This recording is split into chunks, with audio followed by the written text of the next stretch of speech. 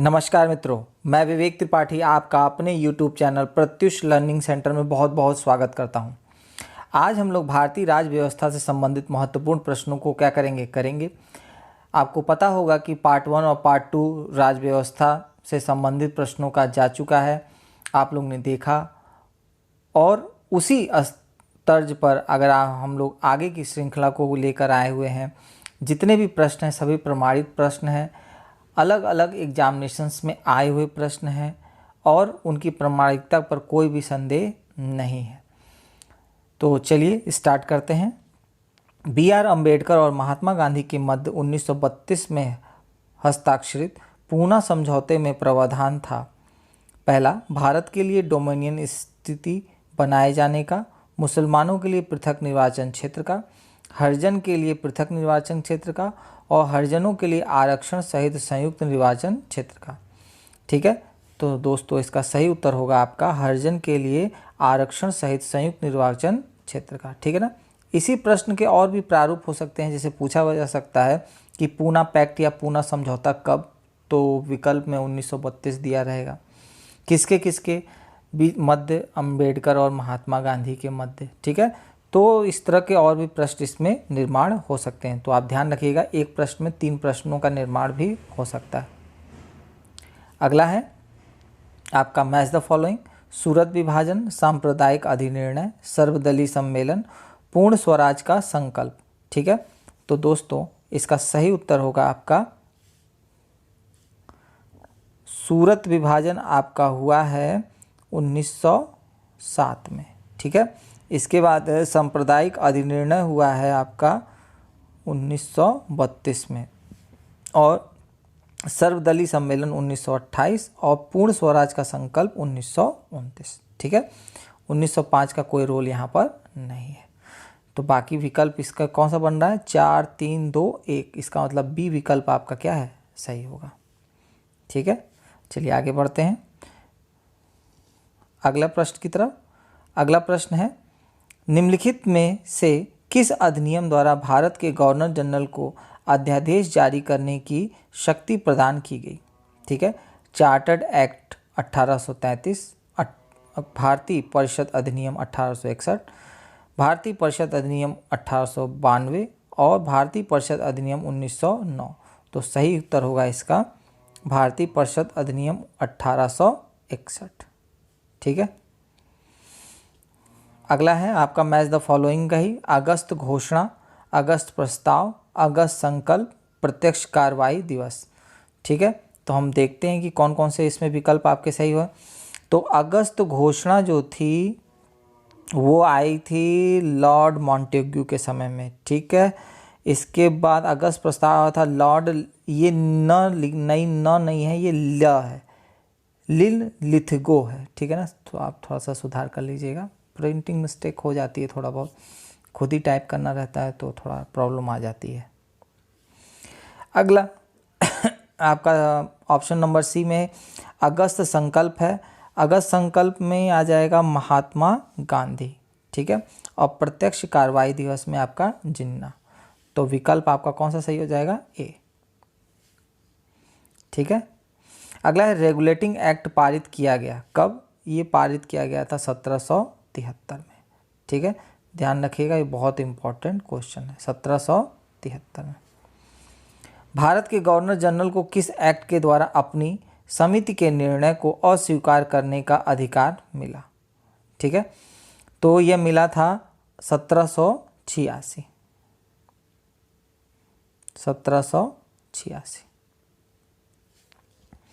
महारानी विक्टोरिया को भारत की साम्राज्ञी नियुक्त किया गया कब।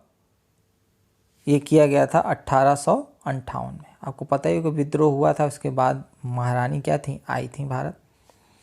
अगला है साम्राज्ञी विक्टोरिया ने 1858 की घोषणा में भारतीयों को बहुत सी चीज़ें दिए जाने का आश्वासन दिया।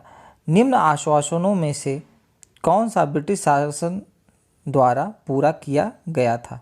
ठीक है, तो वो पूरा किया गया था, देसी रजवाड़ों की यथास्थिति बनाए रखी जाएगी। ठीक है ना, ये उन्होंने क्या था, पूरा किया था।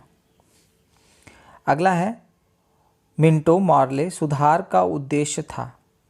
ठीक, ये था आपका पृथक निर्वाचन प्रणाली से संबंधित। बहुत इंपॉर्टेंट क्वेश्चन है ये।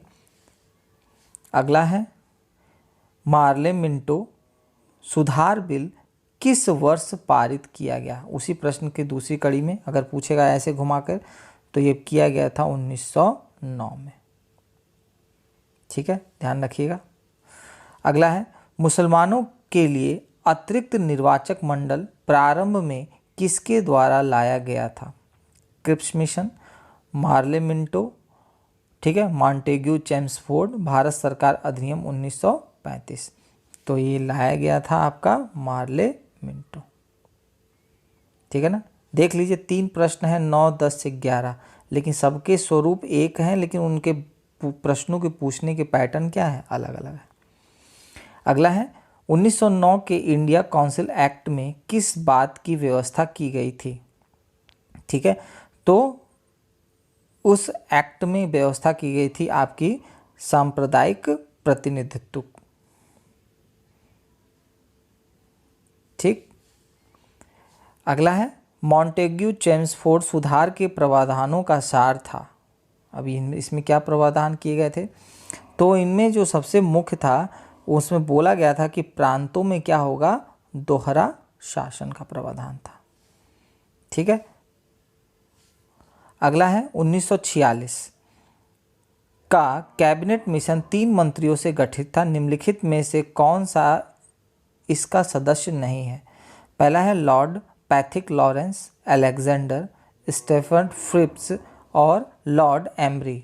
तो बाकी ऊपर के तीनों लोग हैं, केवल डी ऑप्शन है जो नहीं थे इसमें। ठीक है, अगला है भारत का संविधान लागू होने तक संविधान के पश्चात इसका शासन किसके अंतर्गत चलाया गया। ठीक है, भारतीय नेताओं के परामर्श से बने कानून द्वारा, इंग्लैंड के संविधान के अनुसार, 1935 के सरकार अधिनियम के अनुसार, या उपयुक्त में से कोई नहीं। तो आपको पता होना चाहिए दोस्तों, ये 1935 ये इतना पावरफुल था कि जब हमारा संविधान का निर्माण हुआ तो जो अधिकांश अनुच्छेद थे वो इसी के अनुसार क्या कर लिए थे, हूबहू उसमें चले गए थे। अगला है भारतीयों को वर्ष 1947 में सार्वभौम सत्ता सौंपने की योजना निम्न में से किस नाम से जानी गई। ठीक है ना, डुरंड योजना, मॉन्टे मार्ले योजना, माउंटबेटन योजना और बेबल योजना। तो दोस्तों आपका सही उत्तर होगा माउंटबेटन योजना। ठीक है, अगला है कौन सुमिलित या सुमेल नहीं है। मार्ले मिंटो सुधार, भारत सरकार अधिनियम 1935, कैबिनेट मिशन या साइमन कमीशन। तो साइमन कमीशन का संबंध हमारे इससे नहीं है, क्योंकि भारत विभाजन की बात साइमन कमीशन में नहीं हुई थी। ठीक है ना। फॉलोइंग से संबंधित है। पहला है भारत सरकार अधिनियम 1919, भारत सरकार अधिनियम 1935, मॉन्टे मिर्ले सुधार, ठीक है, मार्ले, भारत परिषद अधिनियम 1861 और अधिनियम 1858। इनका मिलान हमको करना है। तो पहला विकल्प आपका है भारत सरकार अधिनियम 1919, उसमें घटी थी आपकी प्रांतों में द्वैध शासन, इसमें हम लोग पढ़े भी थे अभी। ठीक है, इसके बाद पूछता है भारत सरकार अधिनियम 1935, इसके अंदर था प्रांतीय स्वायत्तता का हुआ था। इसके बाद था मॉन्टो मार्ले सुधार, इसके बाद था सी का आपका होगा सांप्रदायिक निर्वाचन। ठीक, इसके बाद आपका भारत परिषद अधिनियम 1861 में हुआ था सती प्रथा का अंत, और अधिनियम 1858 में हुआ था ब्रिटिश शासन शक्ति में आया था। ठीक है, तो ये इसका मैच द फॉलोइंग है, इसको आप ध्यान रखिएगा। अगला है संविधान सभा द्वारा अंतिम रूप से पारित संविधान में कुल कितने अनुच्छेद और अनुसूचियां थी। तो आपको पता ही है कि 395 अनुच्छेद और 8 अनुसूचियां थी अंतिम रूप से, जिस दिन संविधान पारित किया गया था। याद रखिएगा, अभी नहीं। अगला है अखिल भारतीय महासंघ स्थापित करने का प्रावधान शामिल किया गया था? भारत सरकार अधिनियम 1935 में, अगस्त प्रस्ताव 1940 में, भारत सरकार अधिनियम 1919 में, कैबिनेट अधिनियम 1946 में। तो यह प्रस्ताव पारित किया गया था भारत सरकार अधिनियम 1935 में। ठीक है, अगले प्रश्न की तरफ बढ़ते हैं। निम्नलिखित में से किस अधिनियम में केंद्र में द्वैध शासन प्रणाली को स्थापित किया गया? ठीक है, तो यह किया गया था द्वैध शासन प्रणाली को भारत शासन अधिनियम 1935 में। ठीक है, अगला है कैबिनेट मिशन योजना के अंतर्गत संविधान निर्मात्री परिषद में प्रत्येक प्रांत में आवंटित सदस्य संख्या निर्धारित करने के लिए एक प्रतिनिधि कितनी जनसंख्या के अनुपात में था? ये बहुत इंपॉर्टेंट है और ये था 10 लाख व्यक्ति पर एक प्रतिनिधि आवंटित था। अगला है संविधान सभा में किस प्रांत का प्रतिनिधित्व सबसे अधिक था? तो दोस्तों वो था संयुक्त प्रांत। ठीक, संविधान सभा में किस देशी रियासत के प्रतिनिधित्व ने भाग नहीं लिया था? तो वो दिया था आपका हैदराबाद ने लिया था। B.R. अम्बेडकर का संविधान सभा में निर्वाचन हुआ था। ठीक है, किस प्रांत से हुआ था? आपको पता होना चाहिए, ये प्रश्न पूछा गया था, पश्चिमी बंगाल से हुआ था। अगला है मुस्लिम लीग ने किस कारण संविधान सभा का बहिष्कार किया? ठीक है ना, तो देखते हैं इसमें कौन सा विकल्प। मुस्लिम लीग संविधान सभा का अध्यक्ष किसी मुस्लिम को बनाना चाहती थी, मुस्लिम लीग को संविधान सभा में उचित प्रतिनिधित्व नहीं मिला, मुस्लिम लीग मुस्लिमों के लिए एक अलग संविधान सभा चाहता था। तो ये सबसे ज़्यादा उपयुक्त होगा कि मुस्लिम लीग मुस्लिमों के लिए एक अलग संविधान सभा का क्या करते थे, निर्माण करना चाहते थे। ठीक है, अगले प्रश्न की तरफ बढ़ते हैं। संविधान सभा का चुनाव निम्न में से किस आधार पर हुआ? समान मताधिकार, सर्वमताधिकार, सीमित मताधिकार या वर्गीय मताधिकार? तो यहाँ पर वर्गीय मताधिकार के आधार पर क्या हुआ था, इसका निर्माण हुआ था। अगला है संविधान सभा का प्रथम अधिवेशन कहाँ पर हुआ? ठीक है, प्रथम अधिवेशन आपका कहाँ पे हुआ था? दिल्ली में हुआ था। अगला है संविधान सभा के प्रारूप समिति की नियुक्ति कब की गई?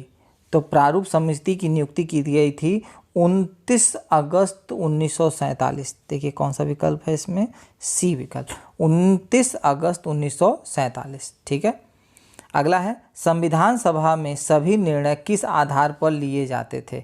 एकता और अखंडता, बहुमत, सर्वसम्मति, सहमति और समायोजना।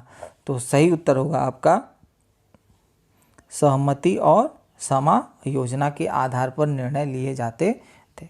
ठीक है दोस्तों, ये हमारे पार्ट 3 के महत्वपूर्ण क्वेश्चन का क्या था, संग्रह था। ज़रूर आप लोगों को पसंद आएगा और ज़रूर कमेंट बॉक्स में फीडबैक दीजिएगा। मैं इसी तरह लगातार ढेर सारे क्वेश्चनों जो अच्छे क्वेश्चन का कलेक्शन लेके आऊँगा कि आप लोग अगर पढ़ते हैं तो आपको प्रैक्टिस करने में कोई भी दिक्कत ना हो। ठीक है, तब तक के लिए जय हिंद, जय भारत।